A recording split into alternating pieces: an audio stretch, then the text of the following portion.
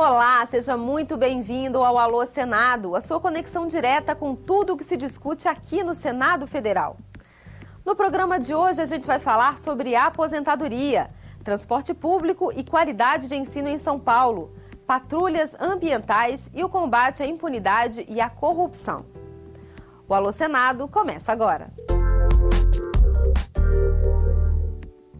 Por que demoram tanto para decidir o valor do reajuste das aposentadorias? Essa é a pergunta do Agapito José da Silva, que escreveu para a gente lá de São Paulo, capital. Agapito, a aposentadoria e principalmente os baixos valores pagos aos aposentados são assuntos que nunca saem da pauta aqui do Alô Senado. Esse é um problema que afeta milhões de brasileiros e tem merecido muita atenção dos parlamentares. Para responder a sua pergunta, o Alô Senado conversou com 2 senadores, Paulo Paim e Álvaro Dias. Olha, Agapito, é falta de sensibilidade do governo, né? Sensibilidade humana. Além de demorar, o reajuste não atende às expectativas do aposentado.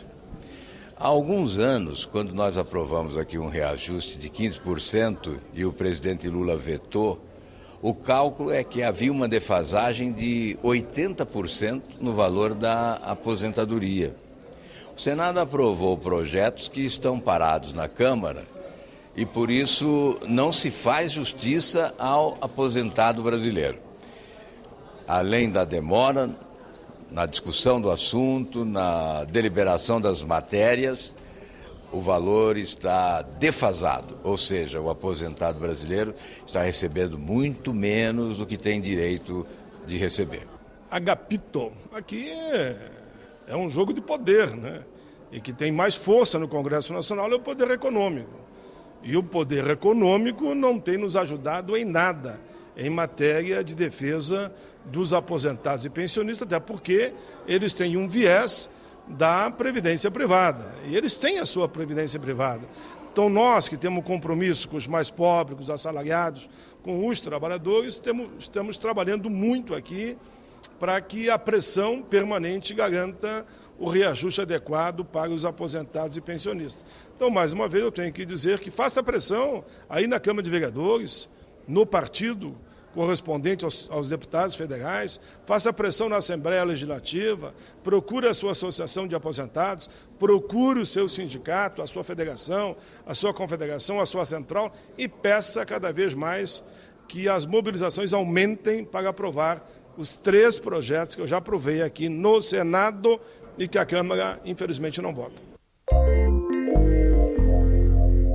Gostaria de saber quando que vai fazer um preço melhor para a condução, né? Bem, o transporte público de qualidade é, sobretudo, um problema que afeta as regiões metropolitanas, não é?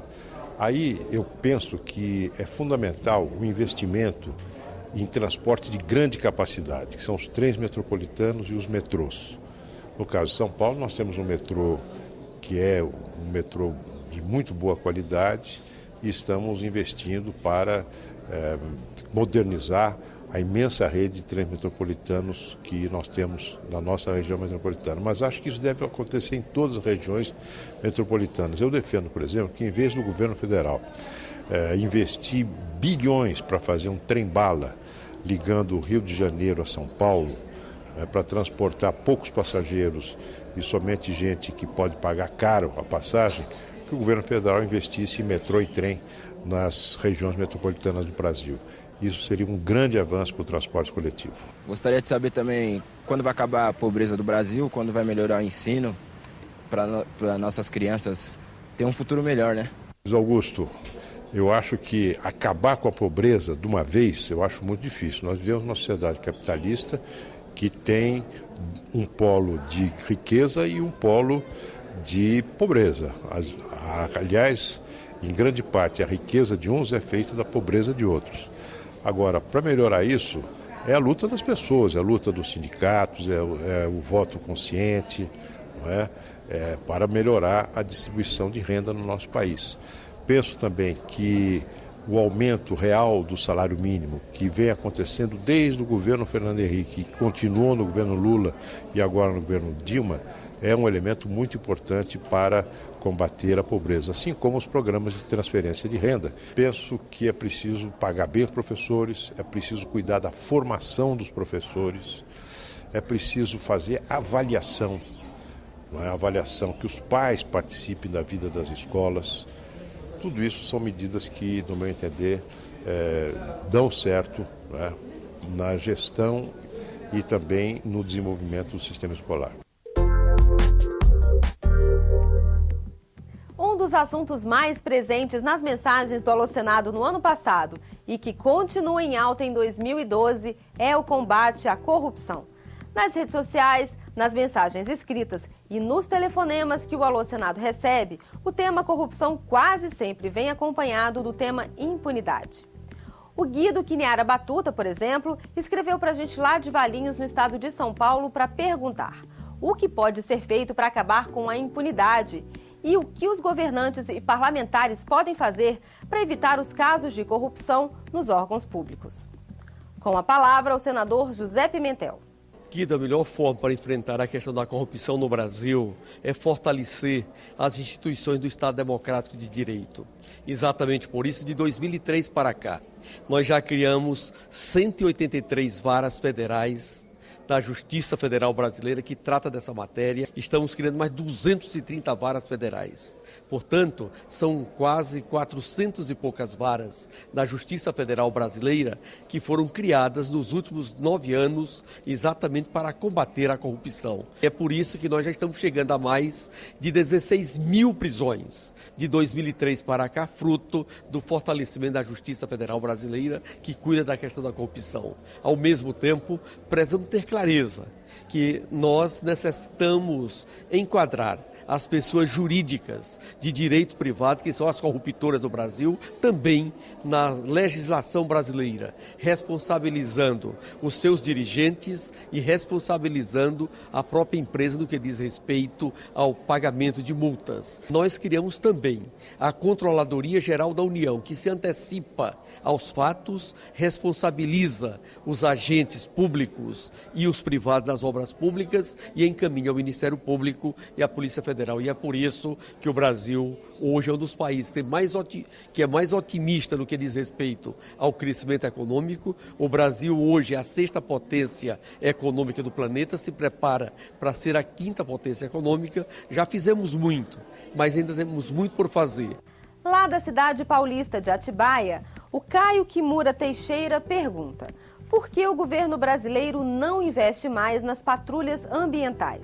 As patrulhas ambientais são equipes que usam viaturas para fiscalizar e atender as denúncias de crimes contra o meio ambiente, como desmatamentos e queimadas. O Caio cita como exemplo a cidade de Bragança Paulista, um município de quase 150 mil habitantes que conta com apenas uma viatura. Na opinião do Caio, investir nessas patrulhas ajudaria muito o Brasil, que está perdendo o seu patrimônio natural. Caio, o Alô Senado levou a sua pergunta ao presidente da Comissão de Meio Ambiente, o senador Rodrigo Hollenberg. Olá, Caio, tudo bem? Acho que a sua pergunta e a sua preocupação é extremamente pertinente. Embora o Brasil tenha avançado muito na sua legislação ambiental nos últimos anos, nós ainda temos muito o que fazer. Você traz um tema importante. Em muitas cidades brasileiras, essa área de meio ambiente ainda é uma área desaparelhada, com poucos recursos humanos e com poucos recursos materiais.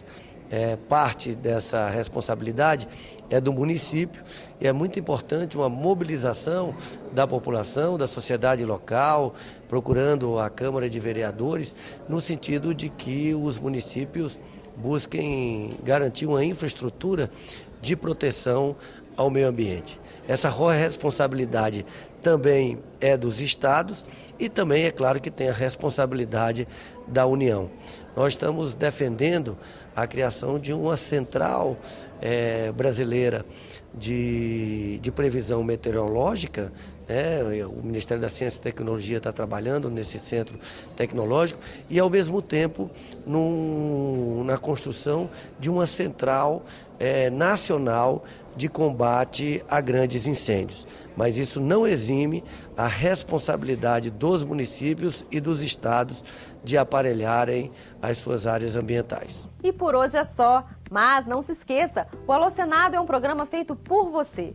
A gente se despede esperando pela sua participação nos próximos programas. Mande a sua mensagem pra gente. Por telefone, é só ligar de graça para o 0800 61 22 11. Para enviar um vídeo com a sua opinião ou pergunta, acesse www.senado.gov.br/Alô Senado.